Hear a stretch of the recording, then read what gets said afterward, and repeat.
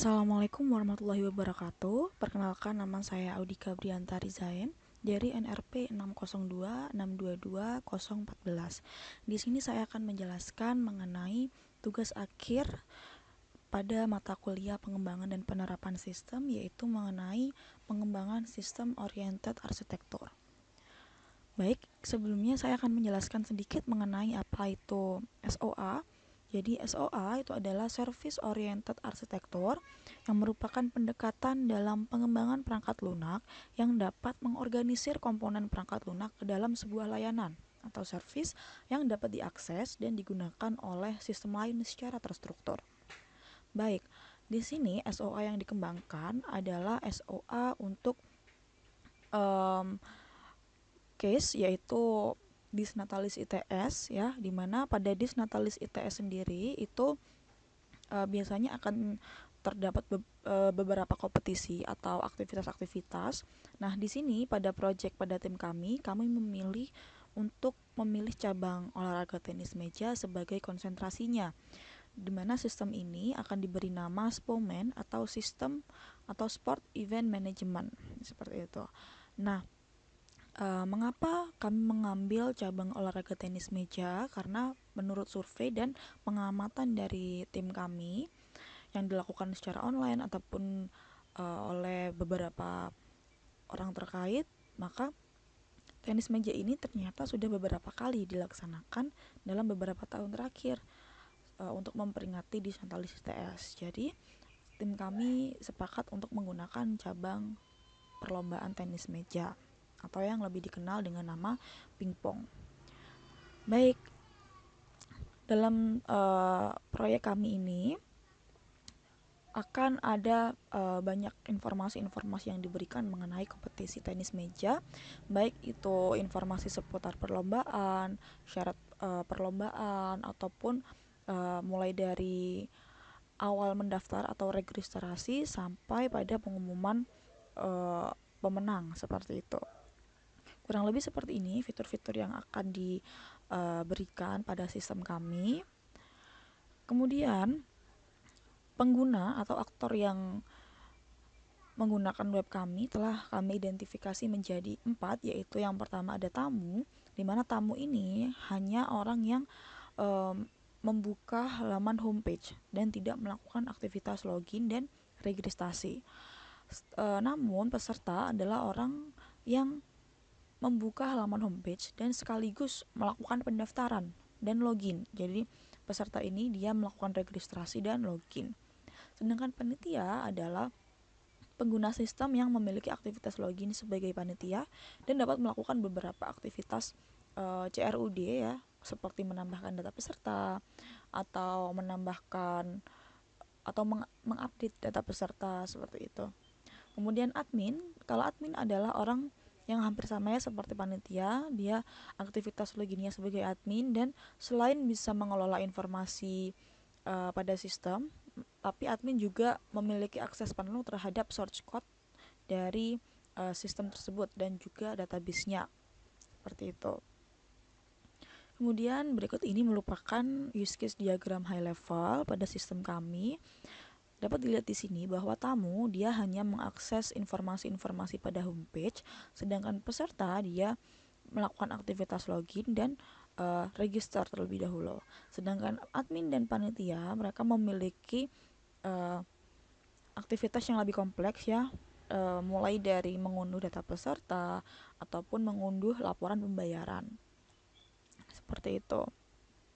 Di sini adalah use case diagram dari masing-masing aktor, di mana yang pertama panitia, selain mereka bisa mengakses homepage, dia juga bisa untuk melakukan pembayaran dan atau mengakses data peserta juga, seperti itu. Kemudian untuk peserta, maka dia harus melakukan aktivitas register dan login sebagai peserta dan juga melakukan aktivitas pada datanya seperti data peserta dan juga melakukan pembayaran.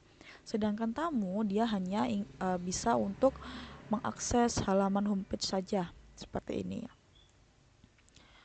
Nah, dari banyaknya use case tadi, maka dari tim kami akan memberikan pembagian pada masing-masing anggotanya, di mana saya, Audika Briantari Zain dari NRP 602.622.014 akan mendapatkan dua use case, yaitu use case homepage dan juga feedback, di mana penjelasannya adalah seperti berikut. Di mana homepage nanti akan berisi beberapa informasi mengenai kompetisi tenis meja. Yang pertama ada deskripsi kompetisi yang berisi latar belakang kompetisi, visi misi dan serta tujuan kompetisi. Kemudian ada timeline, di mana timeline ini akan berisi jadwal pendaftaran, pertandingan, dan rundown acara juga. Kemudian syarat pendaftaran, yaitu akan berisi syarat dan dokumen apa saja yang dibutuhkan untuk melakukan proses pendaftaran. Alur pendaftaran berarti berisi mengenai bagaimana sih langkah-langkah atau cara pendaftaran online melalui web kompetisi kita, baik itu registrasi, login, mengisi data, melakukan pembayaran, dan yang lain sebagainya. Kemudian untuk halaman ini halaman yang berisi mengenai daftar pertanyaan dan jawaban yang paling sering ditanyakan, seperti itu. Kemudian scoreboard ini berisi pertandingan setiap hasil match ya. Kemudian feedback ini berisi mengenai umpan balik dari aktor ya. Jadi feedback ini pada dasarnya mereka bisa diakses oleh semua aktor ya, baik itu tamu, panitia, peserta maupun admin. Jadi tidak hanya orang yang mendaftar lomba saja yang bisa mengisi feedback, tapi semua orang ya, yang pengunjung lah istilahnya ya, itu bisa memberikan feedback terkait acara yang diselenggarakan, seperti itu. Baik, kemudian ada feedback. Ini aktivitasnya ada 3 ya. Yang pertama ada melakukan insert menggunakan metode post. Kemudian melakukan pencarian single data ya, satu data berdasarkan primary key dengan metode get ya. Kenapa satu data? Karena kita tahu bahwa primary key hanya ada satu ya. Jadi jika kita mengetikkan primary key-nya, maka data yang keluar hanya ada satu, seperti itu. Kemudian menampilkan semua data feedback dengan menggunakan metode get, seperti itu. Nah, di sini ini ada use case diagram detail dari homepage tadi ya. Ini ada hampir sama seperti yang tadi. Ini use case diagram detail mengenai use case homepage, dan ini adalah use case diagram mengenai feedback. Nah, untuk use case description pada use case homepage dan feedback adalah seperti berikut. Jadi untuk di homepage sendiri, yang pertama harus membuka web browser terlebih dahulu, boleh Chrome atau yang lainnya. Kemudian setelah itu post conditionnya adalah akan menampilkan informasi terkait halaman yang dipilih. Jadi yang pertama adalah kita atau sistemnya akan menampilkan halaman homepage terlebih dahulu. Kemudian aktor melakukan action, yaitu menampilkan ya, atau memilih menu yang tersedia terlebih dahulu, kemudian baru informasinya ditampilkan. Ya, kurang lebih seperti ini. Sedangkan untuk homepage adalah preconditionnya harus membuka halaman homepage terlebih dahulu, baru post conditionnya akan didapatkan tergantung dari aktivitas yang dipilih, seperti itu. Bisa feedback terkirim, bisa feedback gagal terkirim, bisa data single datanya sudah ditampilkan, dan yang lain sebagainya. Nah, kemudian untuk aktivitasnya, yang pertama sistem akan menampilkan aktivitas atau halaman feedback. Kemudian aktor memilih aktivitas ya, bisa insert data atau get all data atau get single data tadi. Kemudian sistem akan menampilkan informasi sesuai dengan aktivitas peserta atau aktor. Nah, di sini adalah list kemungkinan gagalnya ya. Jadi saat input, kemungkinan saat menginput data yang dimasukkan ke form itu tidak sesuai dengan ketentuan, maka akan gagal. Kemudian data nomor HP sebagai primary key sudah ada, jadi ada duplikasi data. Kemudian data yang dicari tidak berhasil ditemukan pada saat get data ya, saat mencari data, seperti itu. Kemudian ini adalah flowchart use case homepage dan feedback. Ini secara keseluruhan ya, gabungan dari homepage dan feedback kurang lebih seperti ini. Jadi ini untuk homepage, dan yang ini saat kita memilih halaman feedback. Nah, jika dibedah atau dibagi menjadi 2, use case dari homepage sendiri adalah seperti ini. Jadi yang pertama ada start, klik link, apa kalinya benar. Jika benar, maka sistem akan membuka halaman homepage kita dan bisa dilakukan pemilihan ya di sini. Sedangkan untuk use case, kita harus masuk terlebih dahulu ke homepage, kemudian kita memilih menu feedback di sini, dan kemudian kita memilih aktivitasnya apa. Semisal send feedback atau insert feedback, berarti kita harus mengisikan form ya. Kalau semisal formnya sudah terisi dengan benar dan komplit, maka feedback akan diterima. Tapi jika tidak, feedback tidak diterima. Begitupun dengan seterusnya. Jika mau milih search get one data atau single data, maka harus diisi dulu formnya atau mengisi nomor HP yang ingin dicari sebagai primary key. Jika data ada, maka data display. Jika tidak, maka data tidak terdisplay. Jika ingin kita mengambil semua data, maka di sini ada perbedaan ya. Kita tidak perlu untuk memasukkan atau mengisi form, karena di get all data kita hanya klik search saja ya. Kita tidak perlu untuk menginputkan inputan-inputan lain seperti nomor HP atau yang lain sebagainya. Jadi tinggal klik get all data, maka semua data akan terdisplay dan setelah itu akan selesai. Kurang lebih seperti itu untuk flowchartnya. Baik, apa latar belakang yang melandasi pentingnya use case feedback ini? Dimana yang pertama, kurangnya navigasi dan pengarahan yang jelas ya, karena kita tahu bahwa acara ataupun kompetisi dari Disnatalis ITS ini sangat bervariasi. Ada banyak sekali acara yang diselenggarakan pada satu website.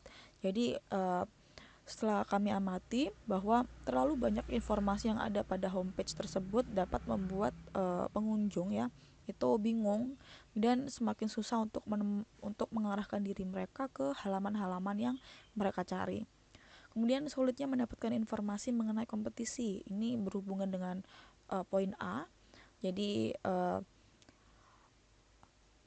kontak person seperti link email ataupun WA tidak dijelaskan dalam website. Jadi ketika pengunjung ingin bertanya mengenai agenda-agenda acara, akan sedikit mengalami kesulitan.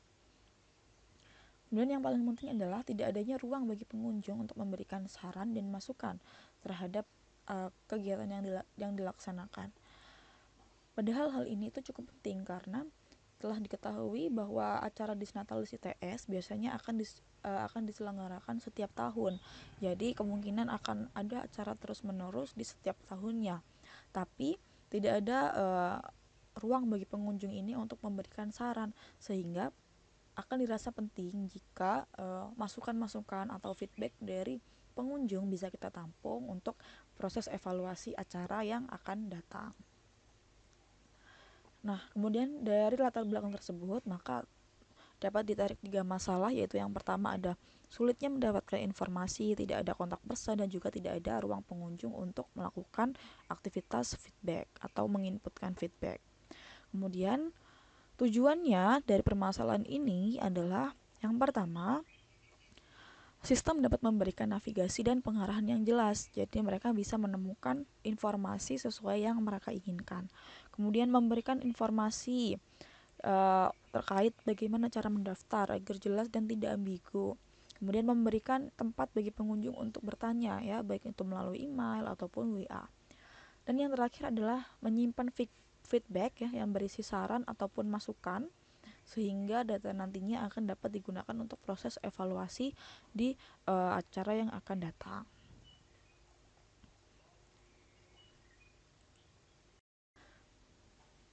Baik, di sini saya akan menjelaskan mengenai rancangan dari arsitektur final SOA yang saya kembangkan, di mana arsitektur finalnya adalah seperti ini. Kemudian adalah service-service yang digunakan, yaitu ada feedback proses dan feedback, di mana seperti yang telah saya jelaskan sebelumnya bahwa feedback ini dia memiliki 3 kemampuan service ya. Yang pertama ada insert feedback, get details atau search satu data ya, single data, dan get all feedback. Kemudian untuk start sendiri itu untuk melakukan aktivitas layanan tunggal yang meluncurkan otomatisasi proses bisnis dari feedback itu sendiri. Nah, di sini merupakan penjelasan terkait service-service tersebut, di mana start berarti nantinya akan menggunakan metode post ya. Kemudian juga menggunakan metode get untuk mencari dan menampilkan data. Kemudian ada insert feedback ya, yang digunakan untuk menginputkan feedback baru dengan menggunakan metode post ya, yang dilanjutkan dengan nama resource-nya yaitu /feedback. Jadi nanti akan ada nama-nama resource-nya selain dari port itu sendiri. Jadi misal localhost 3000 slash apa. Nah, dalam hal ini saya menggunakan resource-nya adalah feedback, seperti yang telah saya jelaskan di sini. Kemudian juga untuk get details, yaitu untuk mengambil satu data bisa digunakan metode get ya, kemudian dengan dibarengin dengan feedbacknya atau resource-nya. Feedback atau resource-nya plus primary key-nya nanti apa, seperti itu.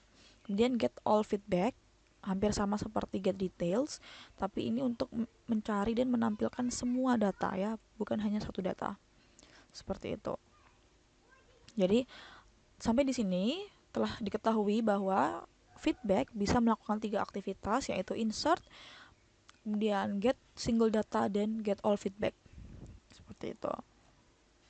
Nah, di sini kurang lebih adalah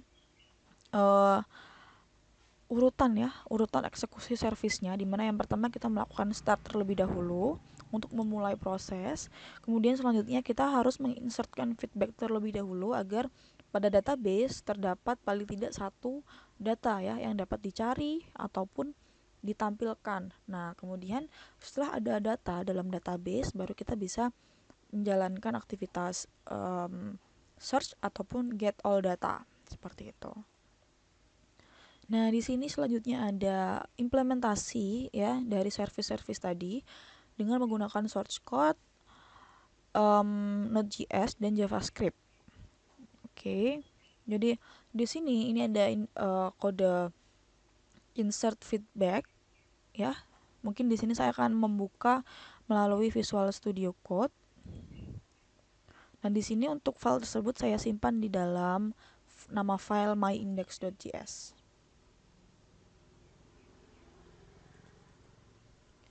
Nah, kurang lebih seperti ini tampilannya.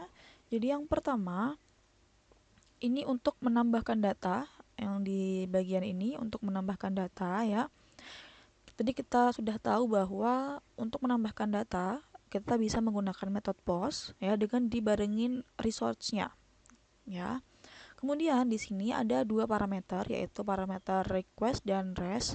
Jadi di mana request ini untuk merequest data dan rest untuk memberikan respon. Dan console.log ini sebenarnya opsional ya, bisa dipakai bisa tidak. Jadi ini untuk menghasilkan output bahwa datanya adalah rec body, di mana rec body ini adalah data yang nantinya akan kita masukkan melalui form ya. Dimana data yang akan kita masukkan nanti akan disimpan ke variabel data ya. Jadi kayak misal nomor teleponnya berapa, namanya siapa, feedbacknya apa, itu akan disimpan ke cons data atau variabel data. Jadi cons ini sebenarnya hampir sama seperti variabel, hanya saja cons ini nilainya konstan ya atau tetap. Jadi datanya ini isinya, value-nya tidak bisa diganti-ganti kembali. Kemudian masuk ke cons query SQL yang berfungsi untuk melakukan aktivitas ini ya, query-nya seperti itu. Insert itu feedback. Kemudian ini console.log juga opsional. Nah, di sini baru kita menjalankan query-nya.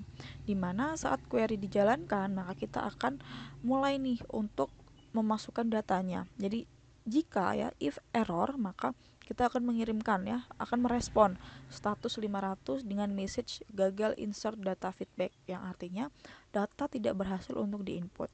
Kemudian jika berhasil ya, jika berhasil, maka kita akan mengirimkan respon status 201 dan memberikan message berhasil insert data feedback, seperti itu. Nah, di sini kemudian ada yang get data ya, get semua data. Jadi get all data. Kita menggunakan metode get dengan resource-nya /feedbacks dan menggunakan dua parameter, rec dan rest ya, request dan respon. Di sini perbedaan dengan yang insert data, di sini pada insert data kita memerlukan untuk input data ya. Tapi jika di get all data kita tidak perlu untuk menginputkan data apapun. Jadi yang request ini kita tidak pakai ya, tidak digunakan di sini karena kita tidak merespon data apapun. Jadi kita hanya langsung const query untuk menyalek semua datanya. Kemudian setelah itu saat query dijalankan, jika ada data, maka rec status 200 dan data rows. Maksudnya adalah semua data pada database, pada tabel feedback ini akan dijalankan seperti itu. Jadi feedback ini adalah nama tabel yang ada di database-nya ya, seperti itu. Nih. Jika error, maka sistem akan memberikan respon status 500 dengan message kesalahan. Ada kesalahan seperti itu. Oke, kemudian jika kita lihat di sini rec-nya ada kayak samar gitu ya, karena rec-nya ini yang di sini dia tidak dipanggil seperti itu. Kalau di sini karena rec-nya ini dipakai, jadi dia akan terang warnanya seperti itu. Kemudian yang terakhir ini ada get one record data. Di sini kita menggunakan metode get ya, hampir sama seperti yang get all data, tapi bedanya untuk di actionnya ini kita menambahkan resource-nya, yaitu berdasarkan nomor HP ya. Karena saya menggunakan variabel user underscore nomor HP, jadi slash feedback slash nomor HP-nya berapa nanti seperti itu. Nah, karena kita butuh nih untuk memasukkan user nomor HP, maka kita perlu nih untuk const query SQL ya di sini. Nah, di sini ada nomor HP yang ingin kita cari nih seperti itu. Jadi query-nya adalah select from tabel feedback di mana user nomor HP-nya adalah ini yang nantinya akan kita masukkan. Seperti itu. Nah, saat query dijalankan, maka jika error, maka akan menampilkan ini. Jika berhasil, maka akan mengirimkan respon status 200 dengan success true, berarti artinya sukses, dan data rows, berarti data pada username ini akan ditampilkan seperti itu. Jadi mulai dari nomor HP, nama, dan feedbacknya akan dikirimkan ya, sesuai dengan user no HP yang dicari seperti itu. Oke, kurang lebih seperti itu implementasi dari service-service yang saya gunakan ke dalam source code Node.js. Nah, selanjutnya sekarang mari coba kita tes ya di Postman apakah query-query ini benar berhasil atau tidak. Langkah yang pertama, kita buka exam terlebih dahulu, kita nyalakan Apache dan MySQL-nya. Jadi ini untuk tutorial cara pembuatannya akan saya jelaskan ya, langsung seperti ini saja setelah ini ya. Kemudian setelah itu kita buka di sini cd feedback sesuai namanya dan node myindex.js. Baik.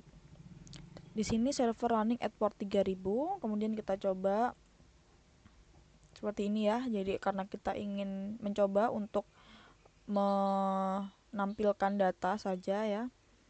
Kita coba dengan nama linknya seperti ini. Nah, maka dari sini dapat diketahui bahwa ada 3 nama, Audika, Ahmad Zainuri, dan Novalde. Kemudian untuk melakukan get single data berarti bisa dengan cara menuliskan nomor HP-nya ya. Semisal kita tambahkan ini, kita copy, kita taruh di bagian belakang setelah slash feedback send. Nah, di sini muncul ya, sudah berhasil untuk mencari satu data atau single data seperti itu. Kemudian untuk get all data sudah. Sekarang kita coba untuk post. Nah, post ini untuk menginsertkan data ya, ini kita hapus terlebih dahulu, kemudian ini kita ganti datanya bebas. Jadi ini kita isi key-nya ya, seperti nama variabel yang digunakan. Kemudian ini kita isi sesuai dengan value-nya.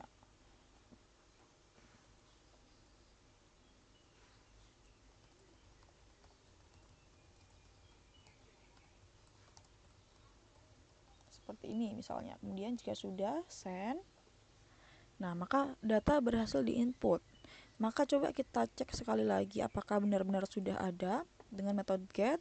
Nah, di sini sudah ada ya, Supriyatin sudah masuk di sini. Seperti itu. Jadi dapat diketahui dari ketiga metode tadi ya, get, single data, get all data, dan juga insert sudah berhasil untuk dijalankan. Nah, sebenarnya di sini saya menggunakan metode lain atau function lain untuk update ya, untuk update dan juga delete. Tapi pada use case saya ini tidak digunakan. Jadi sekarang saya hanya ingin menampilkan di Postman saja apakah benar-benar berhasil atau tidak. Jadi semisal kita ingin melakukan delete untuk ID ini ya, semisal tadi yang baru saja kita masukkan, kita delete.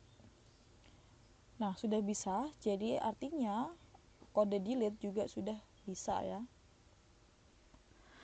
Baik, setelah ini saya akan menjelaskan dari awal bagaimana cara untuk membuat atau mengimplementasikan pembuatan service pada Node.js seperti itu. Nah, awalnya ini langkah-langkah yang pertama, kita cluster lebih dahulu. Baik. Nah, di sini yang pertama adalah yang harus kita lakukan adalah kita harus memiliki Node.js terlebih dahulu. Jika teman-teman masih belum memilikinya, maka kalian bisa ketikkan Node.js download di sini. Nah, kemudian teman-teman bisa download sesuai dengan spesifikasi laptop masing-masing ya. Karena di sini saya sudah menginstal, maka saya tidak perlu untuk menginstal kembali. Kemudian kita buka Node.js atau command prompt ya. Kemudian di sini kita cek apakah di laptop kita sudah benar-benar terinstall Node.js atau tidak dengan cara node spasi dash v. Nah, di sini saya menggunakan versi ini ya. Kemudian saya bisa menginstal npm install terlebih dahulu ya, teman-teman. Jadi dengan cara npm install express seperti itu. Nah, karena di sini saya sudah memiliki npm juga, maka saya tidak perlu untuk menginstal itu kembali. Jadi saya cukup untuk mengecek apakah sudah benar-benar terinstall atau belum dengan cara seperti ini. Nah, di sini saya sudah memiliki kodenya atau versinya 8.19.2 ya. Nah, setelah itu kita akan melakukan pembuatan database terlebih dahulu. Kita bisa buka examnya, ini di start ya, dua-dua ini yang Apache dan MySQL. Kemudian kita buka admin untuk membuka phpMyAdmin. Setelah itu kita buat file baru ya, atau database baru maksud saya, dengan cara new dan ketik namanya, kemudian create. Nah, di sini karena saya sudah membuat database, di sini saya membuat database dengan nama FBDB dengan nama tabelnya adalah feedback. Nah, di sini sudah ada tiga data ya, ada user no HP, username, dan user feedback di sini. Dimana user no HP ini adalah primary key-nya. Seperti itu, adalah primary key-nya. Oke, kemudian setelah itu adalah kita masuk ke command prompt, kita masuk ke nama foldernya. Oh ya, jadi kita harus membuat nama foldernya terlebih dahulu ya. Jadi di sini saya sudah menyimpannya di C, kemudian di user, Audika Brianta Rizain, dan nama foldernya adalah feedback yang ini.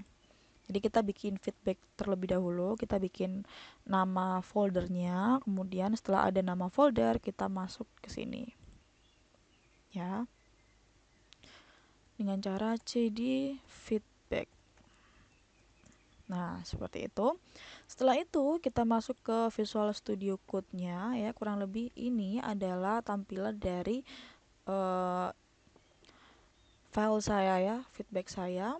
Dimana yang pertama kita harus membuat file database ya, agar kita bisa menyambungkan file kita ini dengan database. Jadi di dalam variabel feedback tadi kita buat ya folder config yang di dalamnya ada database.js, dimana isinya adalah seperti ini. Ini adalah kode untuk menyambungkan file kita atau sistem kita dengan database, dimana localhost, usernya root, passwordnya ini tidak usah karena kita tidak memakai password. Database ini nama databasenya yaitu FBDB, seperti itu.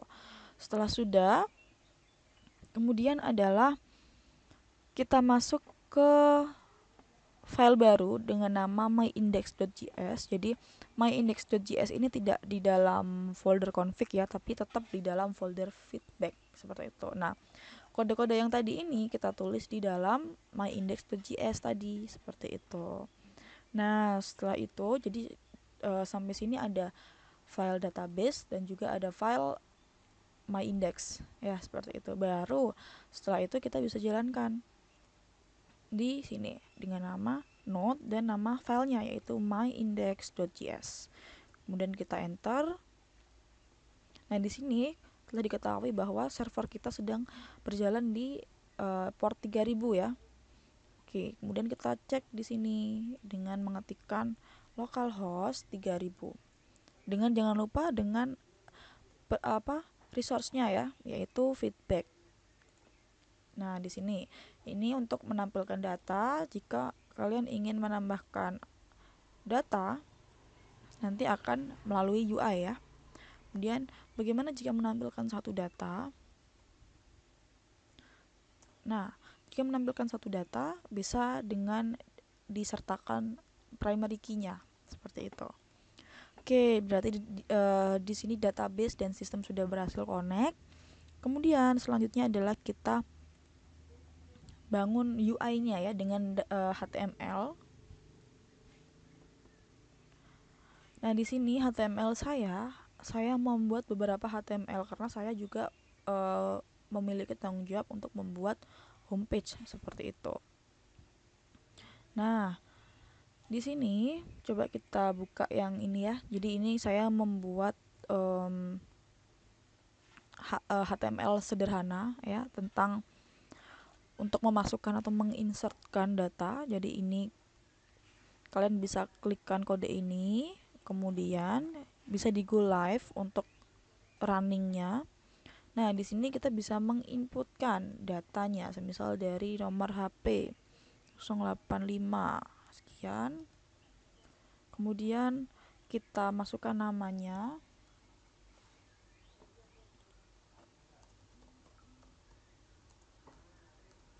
Jadi ini hanya contoh sederhana ya, untuk yang UI-nya nanti akan di lain video, di video setelah ini.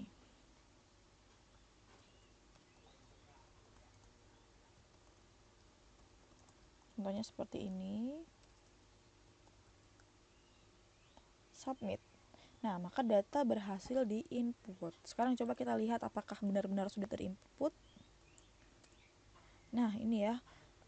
Tadi mana Yuda, atas nama Yuda. Nah, ini data berarti sudah berhasil didapatkan seperti itu.